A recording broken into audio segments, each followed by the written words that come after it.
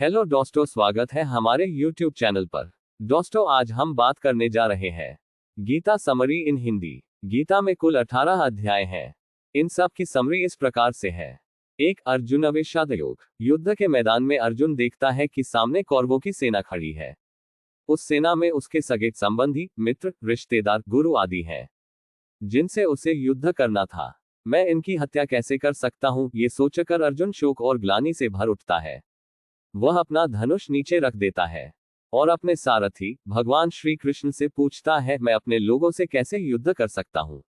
ये कहकर वह असहाय मुद्रा में रथ की गद्दी पर बैठ जाता है। दो, सांख्य योग। श्री कृष्ण अर्जुन से कहते हैं कि क्यों व्यर्थ चिंता करते हो। आत्मा तो अजर अमर है, वह कभी नहीं मरती, सिर्फ ये शरीर मरता है। ये संसार और इसके लोग तुम्हारे बनाए हुए नहीं है। इनके मोह में क्यों बंध रहे हो, इनके खो जाने का क्यों शोक कर रहे हो। ये सब तो पहले ही मर चुके हैं और कई बार पैदा भी हो चुके हैं। तुम्हें सिर्फ धर्म की रक्षा के लिए ये युद्ध करना है, यही एक क्षत्रिय का कर्म है। यह सुनकर अर्जुन श्री कृष्ण से कहता है कि अभी भी उसके मन में बहुत से संशय हैं और उसे सब कुछ विस्तार से बताएं। तीन, कर्मयोग। श्री कृष्ण कहते हैं कि हे अर्जुन, हर किसी को इस संसार में अपना कर्म करना चाहिए, लेकिन फल की इच्छा नहीं करनी चाहिए। किसी भी चीज में आसक्त हुए बिना कर्म करना चाहिए और वह कर्म धर्म के अनुसार किया जाना चाहिए। सारे कर्मों को ईश्वर को समर्पित किया जाना चाहिए। यदि तुम युद्ध नहीं भी करते हो तो वह भी एक कर्म ही होगा, लेकिन इससे धरती पर बुरे लोगों की संख्या बढ़ जाएगी, जिसकी वजह से पाप फैल जाएगा। इसलिए तुम मोह त्याग कर युद्ध करो, यही तुम्हारा कर्म है। चार, ज्ञान कर्म संन्यास योग। इस अध्याय में भगवान श्री कृष्ण ने गीता का पौराणिक इतिहास बताया है। सबसे पहले उन्होंने गीता का ज्ञान सूर्य भगवान विवासवन को दिया था। उसके बाद उन्होंने अपने शिष्यों को दिया और यह आगे चलता गया।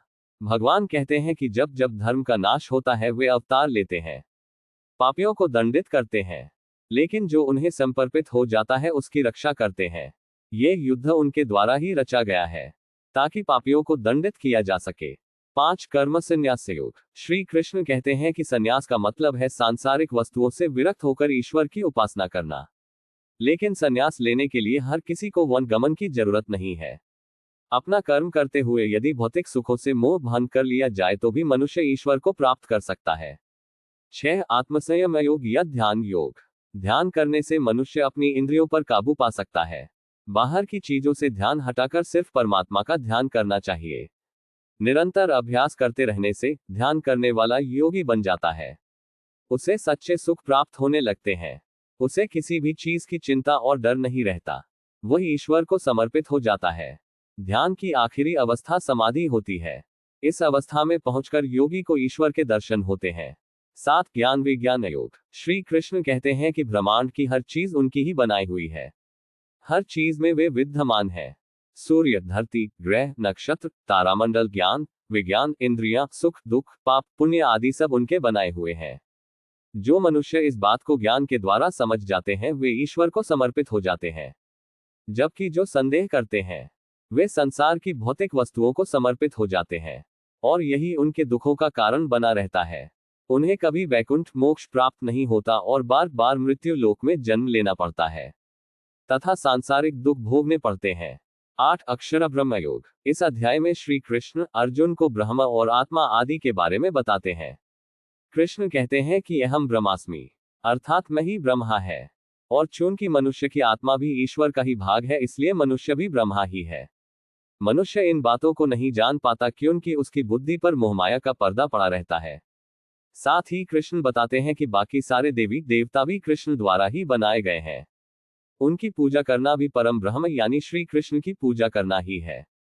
मृत्यु के समय जो कृष्ण का ध्यान करते हैं और कृष्ण को भजते हैं उन्हें वे मोक्ष दे देते हैं।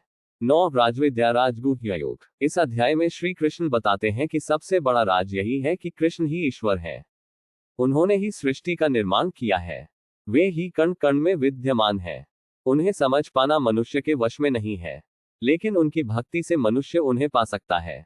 परंतु ये भक्ति बिना संदेह और संशय के होनी चाहिए और इसमें भगवान श्री कृष्ण के प्रति सिर्फ प्रेम ही प्रेम हो। 10, विभूति योग। इस संसार में जो भी अच्छे बुरे गुण हैं जैसे ज्ञान, सुंदरता, शक्ति, डर, साहस, हिंसा आदि उन सब का निर्माण श्री कृष्ण ने ही किया है।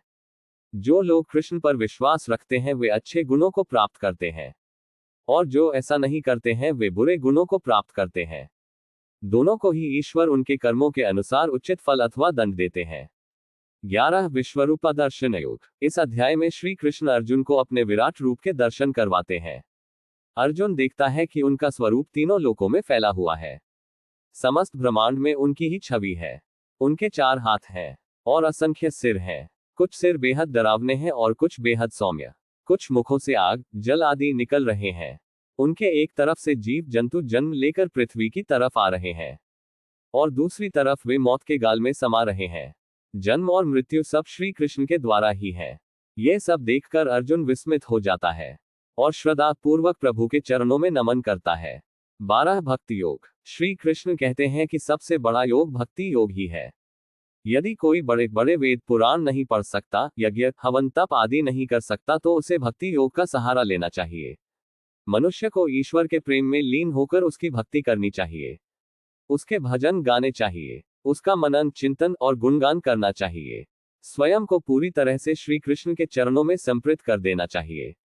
ऐसे भक्त श्री कृष्ण को परम प्रिय होते हैं और वे खुद उनके भक्त हो जाते हैं। मीरा और सूरदास सच्चे भक्तों का उदाहरण है। ऐसे भक्तों को प्रभु मोक्ष प्रदान करते हैं। 13 क्षेत्र क्षेत्रज्ञ विभाग योग। जो व्यक्ति शरीर, आत्मा, परमात्मा और ज्ञान के रहस्यों को समझ जाता है वह इस संसार के बंधनों से मुक्त हो जाता है। आत्मा में ही परमात्मा का वास होता है, क्योंकि वह उसकी का भाग है। लेकिन अज्ञानवश मनुष्य उसे समझ नहीं पाता। इसलिए पहले ज्ञान हासिल करना चाहिए। ज्ञान का मकसद उस परमात्मा को समझना है, लेकिन इसके लिए मनुष्य को सदाचारी बनना चाहिए, अन्यथा उसमें अहंकार हो जाएगा। फिर वह इस रहस्य को समझा नहीं पाएगा और परमात्मा को अपने भीतर खोज भी नहीं पाएगा। 14 गुणत्रय विभाग योग। इस अध्याय में श्री कृष्ण ने 3 गुणों के बारे में बताया है। ये 3 गुण हैं, सात्विक, तामसिक और राजस्विक। सात्विक लोग शाकाहारी भोजन करते हैं, सादे वस्त्र धारण करते हैं, बातों से मृदुल होते हैं, व ईश्वर की भक्ति करते हैं। मृत्यु के बाद ये मोक्ष प्राप्त करते हैं। तामसिक प्रवृत्ति वाले लोग मांसाहारी भोजन करते हैं, गंदे वस्त्र पहनते हैं, हिंसक होते हैं व कभी भी ईश्वर की स्तुति नहीं करते। मृत्यु के बाद ये नरक भोगते हैं। राजस्विक लोग भोग विलास में रुचि लेते हैं, इनमें दोनों के गुण होते हैं। मृत्यु के बाद इन्हें कर्मानुसार स्वर्ग व नरक दोनों मिल सकते हैं। 15 पुरुषोत्तम योग। वेदों के सारे ज्ञान का यही निचोड़ है कि मनुष्य को मोह माया का त्याग कर खुद को ईश्वर के चरणों में समर्पित कर देना चाहिए। यही सबसे बड़ा योग है। मोह माया के कारण मनुष्य ईश्वर को प्राप्त नहीं कर पाता है, क्योंकि उसका मन धन व अन्य भौतिक चीजों से प्रेम करने लगता है। इससे वह ईश्वर प्राप्ति के मार्ग से दूर हो जाता है। उत्तम पुरुष वही है जो मोह का त्याग करके खुद को ईश्वर की भक्ति में समर्पित कर दे। 16 दैवासुर संपद विभाग योग। मनुष्यों में 2 तरह की प्रवृत्ति पाई जाती है, देव व दानव। देव वृत्ति वालों में बहुत से अच्छे गुण होते हैं, जैसे सेवा भाव, संयम, सच्चाई, ईमानदारी, स्वच्छता, शांति आदि। ये मोक्ष के पात्र होते हैं। इसके विपरीत दानव वृत्ति वाले लोगों में बुरे गुण होते हैं, जैसे घमंड, ईर्ष्या, क्रोध, काम वासना, हिंसा आदि। ये नरक के पात्र होते हैं। 17 श्रद्धात्रय विभाग योग। अर्जुन ने पूछा, जो लोग वेद पुराणों से अलग अपनी मर्जी से भक्ति करना चाहते हैं उन्हें क्या करना चाहिए? श्री कृष्ण कहते हैं, उन्हें ओम तत्सत का पालन करना चाहिए। ओम का मतलब है ईश्वर, तत् का मतलब है मोहमाया से दूर रहना, सत का मतलब है सच्चाई। अर्थात मनुष्य को मोह माया से दूर होकर सच्चे मार्ग पर चलते हुए ईश्वर की भक्ति करते रहना चाहिए। ऐसे मनुष्य को ईश्वर अपनी शरण में ले लेते हैं और मोक्ष प्रदान करते हैं। 18 मोक्ष संन्यास योग। इस अध्याय में भगवान कृष्ण अर्जुन को मोक्ष प्राप्ति के मार्ग के बारे में बताते हैं। वे कहते हैं कि मोक्ष प्राप्ति के लिए सब चीजों का मोह त्याग कर मनुष्य को पूरी तरह से ईश्वर को समर्पित हो जाना चाहिए। अपने जीवन के हर कर्म को कृष्ण को ही समर्पित कर देना चाहिए। उनसे अथाह प्रेम करना चाहिए। उन पर पूरी श्रद्धा रखनी चाहिए। उन्हें भजते रहना चाहिए और सन्यासी की भांति किसी भी चीज से मोह नहीं करना चाहिए। इस प्रकार जीवन बिताने के बाद मनुष्य मोक्ष को प्राप्त कर सकता है। अंत में कृष्ण अर्जुन से कहते हैं कि अगर वह अभी युद्ध नहीं करना चाहता है तो वहां से जा सकता है, लेकिन विधि का विधान हमेशा होकर रहता है। कोई न कोई उसके बदले युद्ध कर ही लेगा। लेकिन अब तक अर्जुन का सारा संशय खत्म हो चुका था। वह भगवान श्री कृष्ण को प्रणाम करता है और धर्म युद्ध के लिए तैयार हो जाता है। समाप्त। दोस्तों, उम्मीद है आपको श्रीमद् भगवद गीता की चैप्टर वाइज समरी अच्छी लगी होगी। कृपया दोस्तों के साथ भी शेयर करें। धन्यवाद।